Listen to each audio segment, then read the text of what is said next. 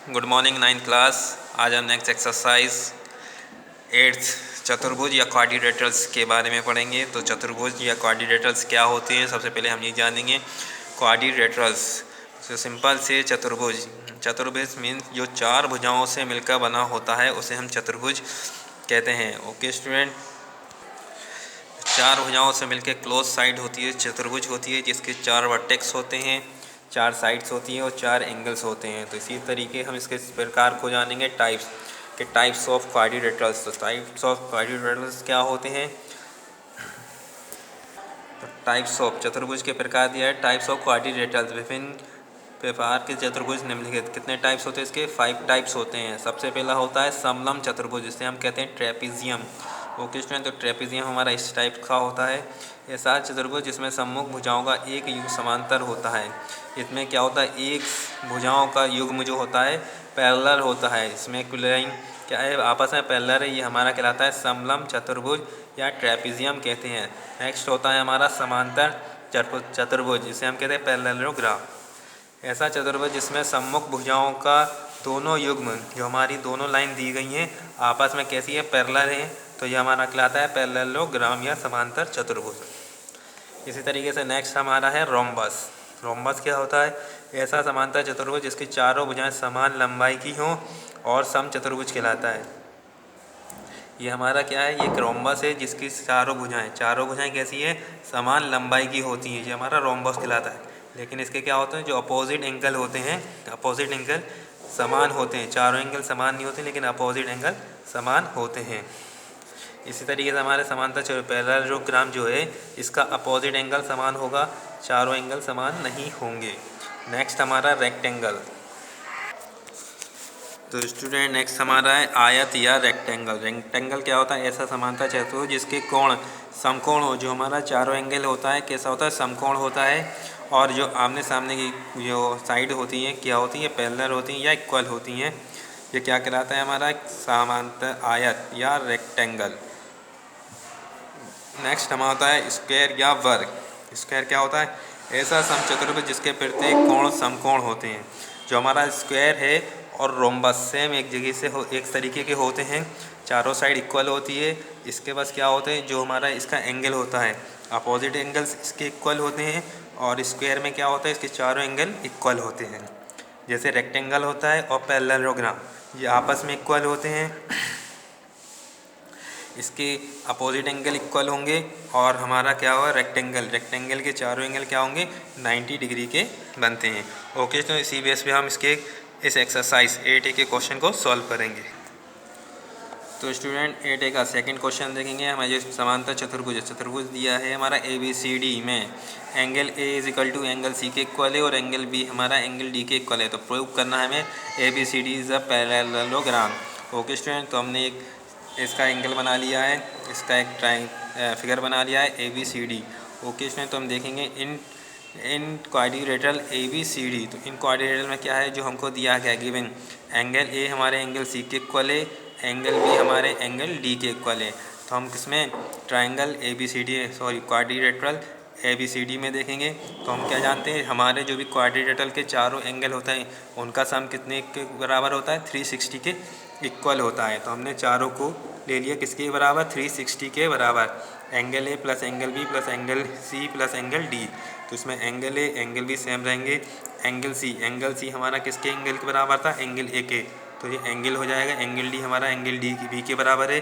तो angle D की जगह हम क्या रखेंगे, एंगल B = 360। तो angle A plus angle A, तो ये हो जाएगा 2 angle B plus angle B 2B हो जाएगा। तो इसमें से हम 2 कॉमन लेंगे और इसे डिवाइड दे देंगे। तो angle A plus angle B = किसके, 180 के बराबर होगा। तो इसे इसी तरीके से यह हम ये भी कर सकते थे, angle C plus angle D plus angle C plus angle D। तो हमने इसमें किसकी वैल्यू होंगी, एंगल A बराबर C के है तो एंगल C A के बराबर रख दिया, एंगल D है तो इसके बराबर। तो इससे भी हमारा क्या होता है, angle C plus angle D किसके, 180 के बराबर। इसी तरीके से हमारा क्या होगा, जो AD लाइन है, AD और BC की क्या होगी, पैरेललोग्राम होगी। यही हमको प्रूफ करना था।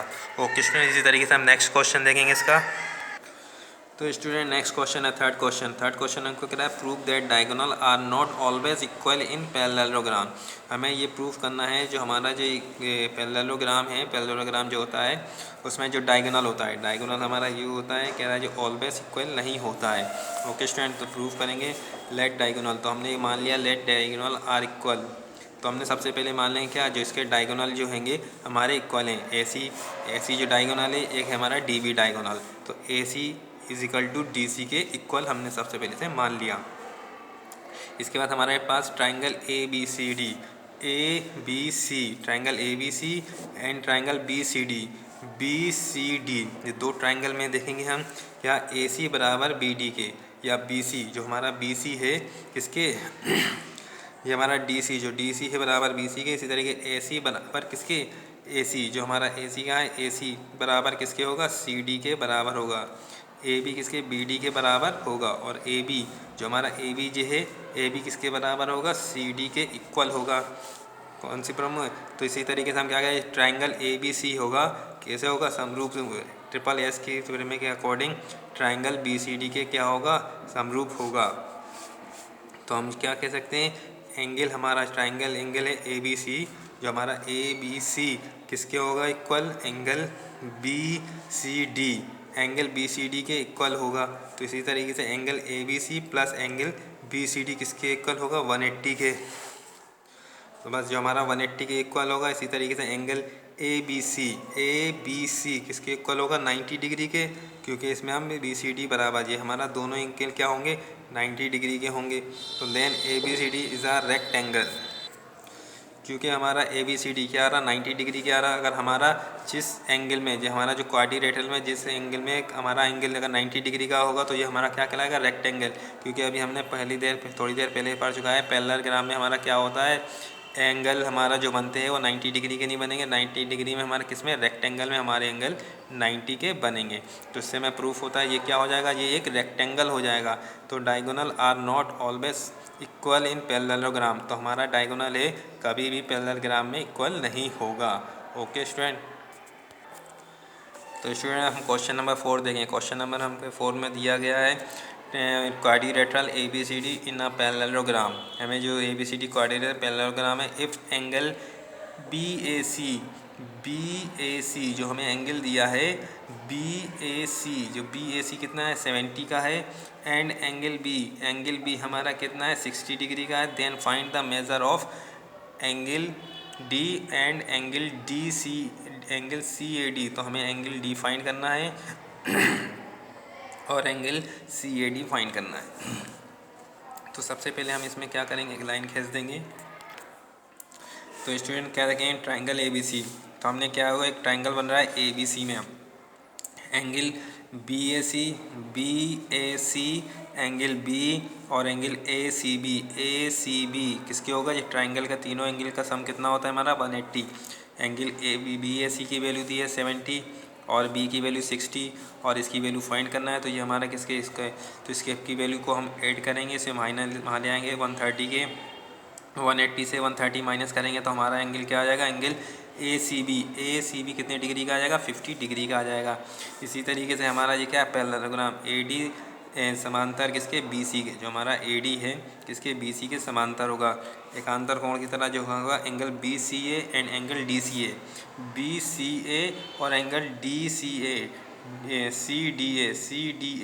किसके होंगे, ये भी क्या होंगे, 50 डिग्री का होगा। एंगल सी ए डी हमारा 50 डिग्री का, angle B is equal to angle D. तो ये हमारा एंगल जो बी है, अपोजिट एंगल क्या होते हैं, बराबर होते हैं। एंगल बी किसके अपोजिट एंगल डी के बराबर होगा। तो डी की वैल्यू क्या आ जाएगी, 60 डिग्री। तो यही हमको फाइंड करना था, एंगल डी की वैल्यू और एंगल ए सी बी की वैल्यू। तो इसकी वैल्यू 50 आ गई और डी की वैल्यू कितनी आ गई, 60 आ गई। ओके स्टूडेंट, तो इसी बेस में हमें इस एक्सरसाइज के क्वेश्चन को सॉल्व करना है। Thank you.